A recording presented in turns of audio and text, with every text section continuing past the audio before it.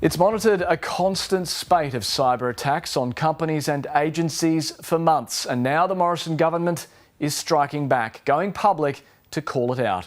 The targets span everything from political parties to owners of infrastructure and health services.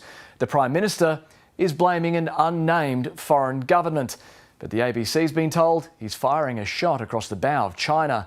National Affairs correspondent Greg Jennett begins our coverage at Parliament House. Deep beneath the surface, over 9,000 kilometres, fibre cables connecting Australia to the world are glowing with so much traffic.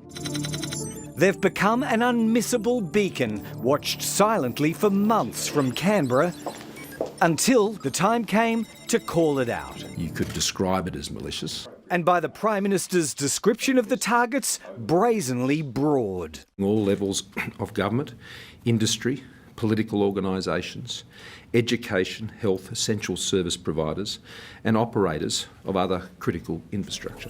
The targets spread far and wide. Some cyber hits were thwarted, but the many attempts all had a common motive: to disrupt, to pry and to steal data. So, who did it? This has been done by a state-based actor. They're not naming names, but they are dropping clues. There are not a large number of state-based actors that can engage in this type of activity. It's not hard to work out. Russia, Iran, Israel and maybe North Korea have significant state-directed cyber capabilities, but they're not the suspects.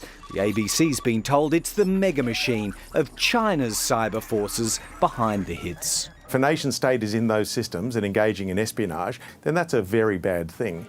Australia might never officially blame Beijing, and industry analysts don't know as much about the techniques being used as government agencies like the Signals Directorate, but they do see value in a government publicly blowing the whistle. There are state actors and there are always malicious parties that want to try and get valuable data, so be aware of that. No one's yet uncovered any large-scale theft of personal information, but nor would all system owners, whether public or private, necessarily know if there had been. Boris Johnson and intelligence allies being briefed by Scott Morrison and information provided to the premiers and Anthony Albanese. There is no difference between the government and the opposition on these issues. None. Even sticking to the coded term state-based actor, Australia's charging headlong into another dispute with Beijing.